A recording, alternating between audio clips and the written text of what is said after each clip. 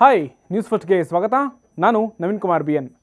ಬೆಂಗಳೂರು ಅಂದಿದ ತಕ್ಷಣ ತಟ್ ಅಂತ ಫ್ಲಾಶ್ ಆಗೋದು ಒಂದು ಭಯಂಕರ ಟ್ರಾಫಿಕ್, ಇನ್ನೊಂದು ಸುರಿಯುವಂಥ ಜುರೋ ಅಂತ ಮಳೆ. ಈಗೀಗ ಟೆಕ್ನಾಲಜಿ ಅಂತ ಶುರುವಾಗಿದೆ. ಇನ್ನು ಸಾಕಷ್ಟು ಜನ ಬೆಂಗಳೂರಿನ ಬಗ್ಗೆ ಮಾತಾಡ್ತಾರೆ. ಇವೆಲ್ಲ ನಿಮ್ಗೆ ಗೊತ್ತಿರೋದೆ. ಆದರೆ ಈಗ ಬೆಂಗಳೂರು ಒಂದು ವಿಷಯದಲ್ಲಿ ನಂಬರ್ 1 ಆಗಿದೆ. ಆ ನಂಬರ್ 1 ಸ್ಥಾನ ಬೆಂಗಳೂರು ಯಾವುದರಲ್ಲಿ ಪಡೆದಿದ್ದು ಅಂತ ನಿಮಗೆ ಗೊತ್ತಾದರೆ ಮಾತ್ರ ಬೆಚ್ಚಿ ಬೀಳ್ತೀರಾ. ಈಗ ಒಂದು ಟ್ರೆಂಡ್ ಶುರುವಾಗಿದೆ.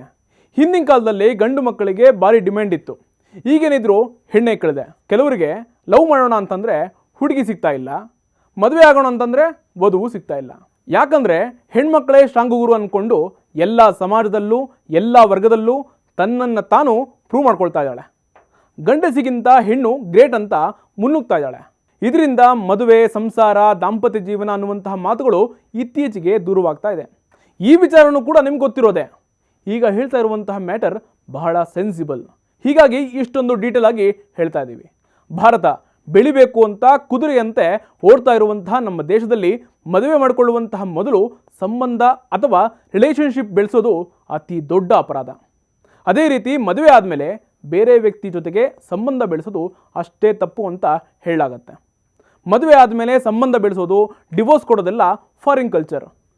ಈ ಕಲ್ಚರ್ ಈಗ ಸಂಸ್ಕೃತಿಯ ದೇಶ ಅಂತ ಪ್ರಸಿದ್ಧಿ ಪಡೆದಿರೋ ಭಾರತದಲ್ಲೂ ಶುರುವಾಗಿದೆ ಅನ್ನೋದು ಕೂಡ ಶಾಕಿಂಗ್ ವಿಚಾರ. ಇತ್ತೀಚೆಗೆ ಭಾರತದಲ್ಲಿ ಡಿವೋರ್ಸ್ ಮಾತ್ರ ಅಲ್ಲ, ವಿವಾಹೇತರ ಸಂಬಂಧ ಕೂಡ ಹೆಚ್ಚಳ ಆಗ್ತಾ ಇದೆ. ಅದರಲ್ಲೂ ನಮ್ಮ ರಾಜ್ಯದ ರಾಜಧಾನಿ ಬೆಂಗಳೂರು ಮುಂದಿದೆ ಅನ್ನೋದು ಕೂಡ ಆಘಾತಕಾರಿ ಸುದ್ದಿ. ಈ ಆಘಾತಕಾರಿ ಸುದ್ದಿ ಬಹಿರಂಗಪಡಿಸಿದ್ದು ಒಂದು ಡೇಟಿಂಗ್ ಅಪ್ಲಿಕೇಶನ್.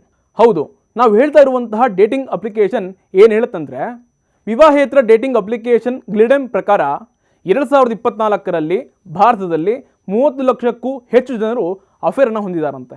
2023ರಲ್ಲಿ ಈ ಅಪ್ಲಿಕೇಶನ್ಗೆ 20 ಮಿಲಿಯನ್ ಮಂದಿ ಯೂಸರ್ಸ್ ಇದ್ದರು. ಅದರಲ್ಲಿ 20% ಯೂಸರ್ಗಳು ಬೆಂಗಳೂರು ಅನ್ನೋದು ಕೂಡ ಬಯಲಿಗೆ ಬಂದಿದೆ.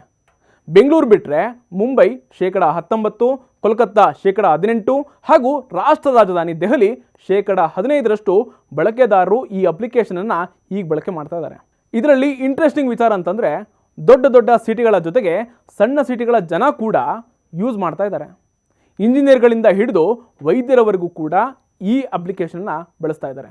ಇಷ್ಟೇ ಅಲ್ಲ, ಈ ಡೇಟಿಂಗ್ ಅಪ್ಲಿಕೇಶನ್ ಯೂಸರ್ಗಳ ಪೈಕಿ 58% ಮಹಿಳೆಯರೇ ಯೂಸ್ ಮಾಡ್ತಾ ಇದ್ದಾರೆ. ಸುಮಾರು 45ರಿಂದ 50 ನಿಮಿಷಗಳ ಕಾಲ ಈ ಆ್ಯಪ್ನಲ್ಲಿ ಟೈಮ್ ಸ್ಪೆಂಡನ್ನು ಮಾಡ್ತಾ ಇದ್ದಾರೆ. ಎಲ್ಲ ವಯಸ್ಸಿನ ಗಂಡಸರು ಹಾಗೂ ಮಹಿಳೆಯರು ಈ ಅಪ್ಲಿಕೇಶನ್ ಬಳಸ್ತಾ ಇದ್ದಾರೆ ಅನ್ನೋದು ಕೂಡ ಮತ್ತೊಂದು ಅಚ್ಚರಿ ವಿಷಯ. ಕಳೆದ 2024ಕ್ಕೆ ಹೋಲಿಕೆ ಮಾಡಿದ್ರೆ ಮಹಿಳೆಯರು 128% ಹೆಚ್ಚಾಗಿದ್ದಾರಂತೆ ಈ ಆ್ಯಪ್ ಬಳಕೆ ಮಾಡೋದ್ರಿಂದ. ಈ ರೀತಿ ಆಗೋದಕ್ಕೆ ಕಾರಣ ಆದರೂ ಕೂಡ ಏನು ಅಂತಂದರೆ, ಕೆಲ ವರದಿಗಳ ಪ್ರಕಾರ ಮದುವೆಯಾಗಿ ಮೋಸ ಮಾಡೋದು, ಬೇಸರ, ದುಃಖ, ಗಂಡ ಅಥವಾ ಹೆಂಡತಿ ನೆಗ್ಲೆಕ್ಟ್ಗಳ ನಡುವೆ ಅಫೇರ್ಗೆ ಕಾರಣ ಅಂತ ಹೇಳುತ್ತೆ. ಬಹುತೇಕರು ಈ ಕಾರಣದಿಂದಲೇ ರಿಲೇಷನ್ಶಿಪ್ಗೆ ಕಾಲಿಡ್ತಾ ಇದ್ದಾರೆ ಅಂತ ಗ್ಲಿಡನ್ ಅಪ್ಲಿಕೇಶನ್ ಮ್ಯಾನೇಜರ್ ಹೇಳ್ಕೊಳ್ತಾರೆ. ಲೇಟೆಸ್ಟ್ ಕ್ಷಣಗಳಾಗಿ ನೋಡ್ತಾ ಇರಿ ನ್ಯೂಸ್ ಫಸ್ಟ್, ನಿರ್ಭೀತಿಯಿಂದ ನಿಮ್ಮ ಪರವಾಗಿ.